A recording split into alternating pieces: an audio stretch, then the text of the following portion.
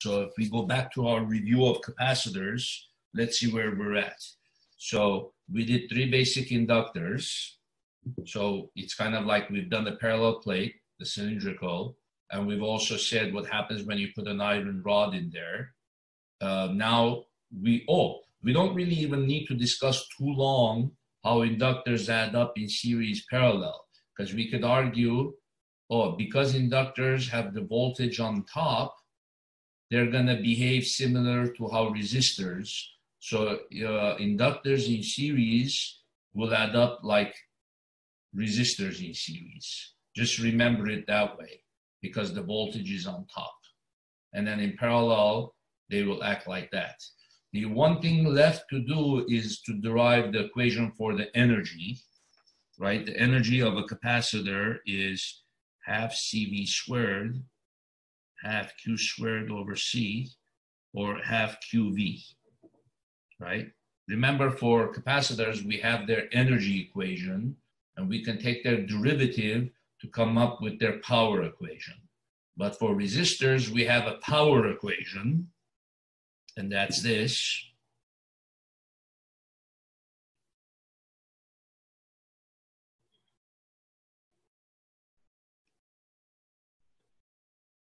We have a power equation for resistors, and if we want to come up with their energy that's dissipated in them, then we integrate the power.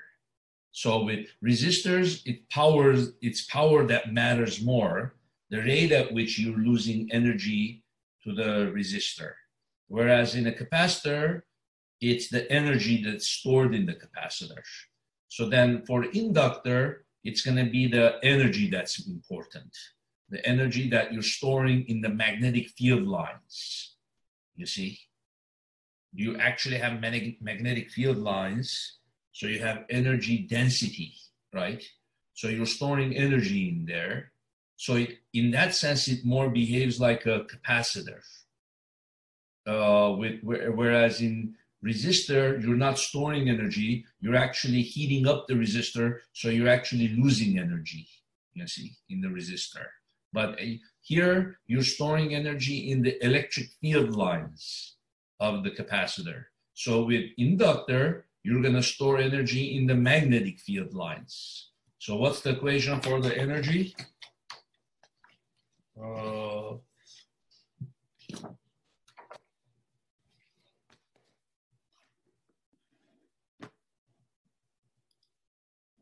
The energy stored in an inductor.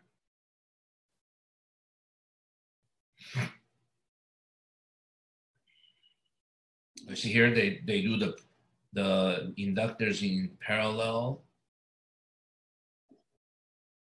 Okay, so what's the energy stored in inductor? Is a half Li squared. Half Li squared.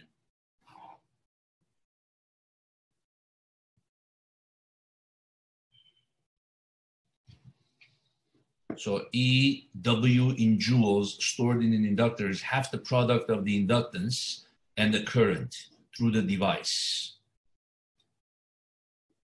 So if we wanted, we could do a formal proof of that, or we could just do a unit analysis, right? If you do unit analysis, you should be able to show that this has units of joules, not watts, right? If it has units of watts, it would be units of power, not energy. So then what would that be? Henries times amp squared, right? So that should have units of joules. So how do I show that? Well, what was a Henry? Henry was an ohm times a second, right?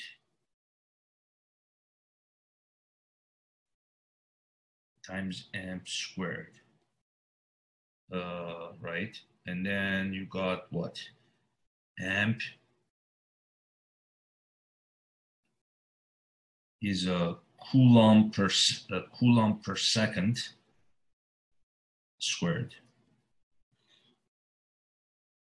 right? So it doesn't look like a joule yet, but we should be getting there. So then one of the seconds cancels. Oh yeah, this second cancels. So then you have Coulomb squared over second, right? And let's see, what is an ohm anyway? An ohm is a volt over resistance is volt over an amp. So this is a volt over an amp.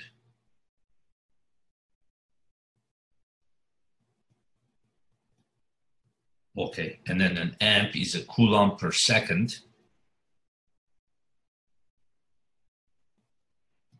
Uh-oh, we're getting there, right? And then now we have second cancels the second, Coulomb cancels the Coulomb. Oh, Coulomb times volts is joules. Yep. As a matter of fact, that's the very definition of the volts. Remember, delta V was integral E dotted into dr, and this was, oh, let's see, and this is delta U was Q delta V, right? So this is force times distance, which is equal to a joule, and then this is a Q V, so volts, joule per Coulomb, which is defined as a volt. So the volt is the energy gained by a 1 Coulomb charge that's gaining or losing 1 joule of energy. That is that very definition of the volt. So the volt times the Coulomb gives you a joule. You got it. So this is units of energy, right? Okay, so now we have the units of energy of an inductor. We could also come up with an equation for the units of energy density in an inductor. Energy density. How do we do that? Units of energy density in a capacitor. There's also a similar equation for capacitors, right?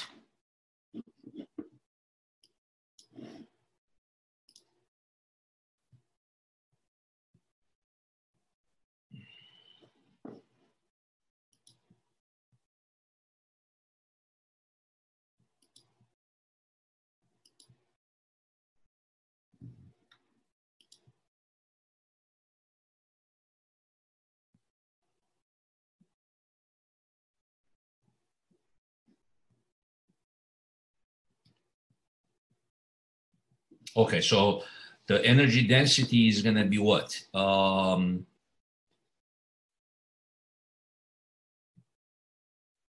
Energy per unit volume, right? So you take the energy stored in a capacitor and you divide by the volume of the capacitor, right? So to derive the energy density equation, what are they doing? The energy of a capacitor, half CV squared, divided by the volume of the capacitor, AD. Then they're going to use the equation for the capacitance of a parallel plate capacitor, E0A over D. Then you do V squared over AD. And then V over D is the electrical field. So this is the expression for the energy density of a charged capacitor having no dielectric medium between the two poles. If a dielectric medium is present, then the energy density is half E E0. Okay, cool. So I'm not sure if you seen this equation, half E is E squared. That's the energy density. Well, actually, that's the energy density in any electric field present in anywhere. The energy density that it carries. So half E squared. So then how did they do that? Let's practice that. So they took the equation for the energy of a capacitor. They divided by the volume of that capacitor. Then they used the equation for the capacitance of a parallel plate over a D, and then the A cancels the A, and then D squared, right? So then the energy density, half E0, V squared over D squared. And then V over D is the electrical field, right? Oh, there you have it. And then we can change this to E if we want, if there's a dielectric, right? So that's the energy density in any electric field, right? So can we come up with a similar equation then for the energy density in inductor? So what would be the steps? Let's not cheat and look online, of course. What would we do? So we take the half Li squared divided by the volume of the inductor, right? So I'm going to use the solenoid inductor as my base inductor, right? Because that's the main one. So then what's the area, the volume of that? The area times the length, right? Area times the length. And then the inductance of the inductor is going to be, what was it? N squared A mu, let's say if it's just vacuum, it would be mu 0 over L, right? Yeah. So that's the inductance, right? Times I squared over AL. Then the A cancels. Oh, okay. It's similar to this guy, right? The A cancels the A. So then you have half N squared mu 0 over L squared. I squared.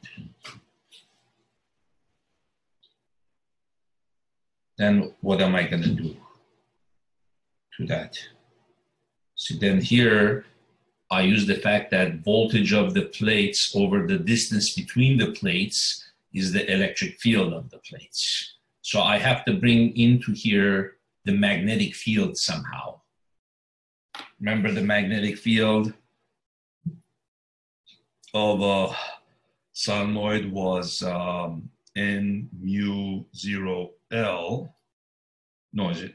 No, sorry, N mu 0 I, where the little n was the N over the L,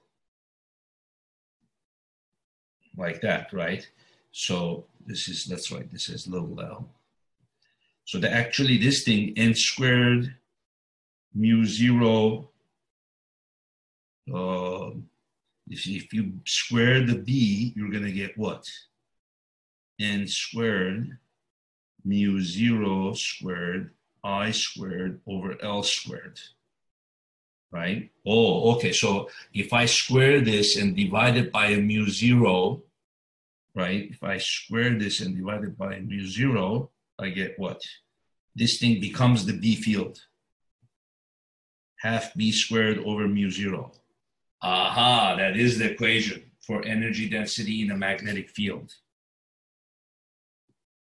In other words, this is even true outside of an inductor.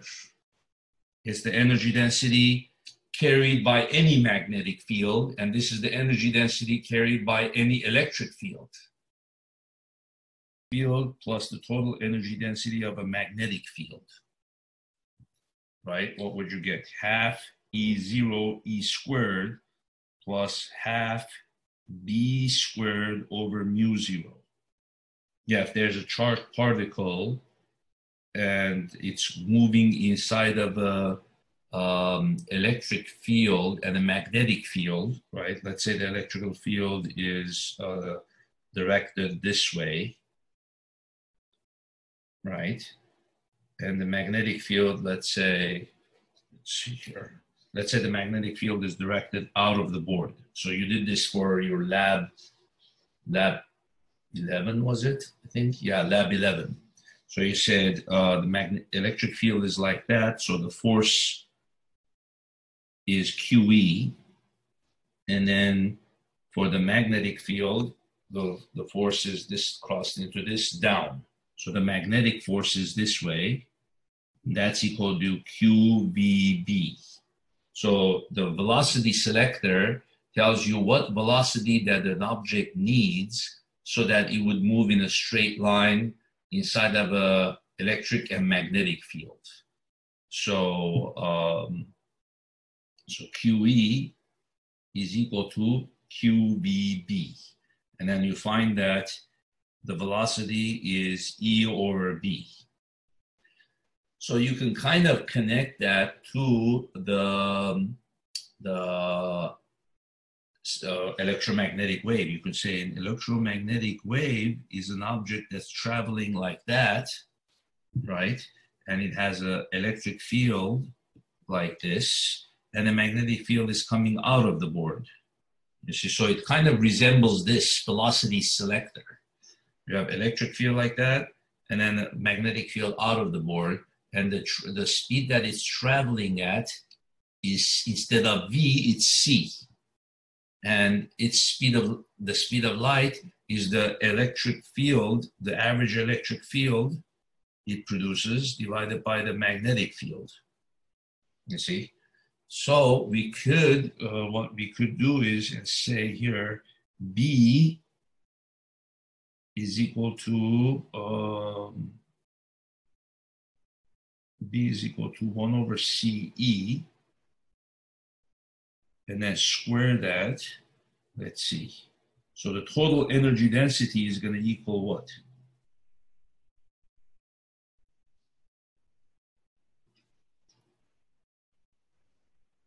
B squared, so 1 over C squared E squared, right? And then what do we know? C squared is equal to 1 over mu squared, 1 over mu 0 E 0. Ah, this is so wonderful. Okay, you see? So if we go all the way there, so what we're gonna get, U total. So you have, this is the electrical energy, right? And this is the magnetic energy. So what I'm gonna try to show you is that the two energies are the same, the magnetic energy and electrical energy, and they're connected via the speed of light. So you have here magnetic field 1 over CE, then you have this thing squared, and then mu 0 is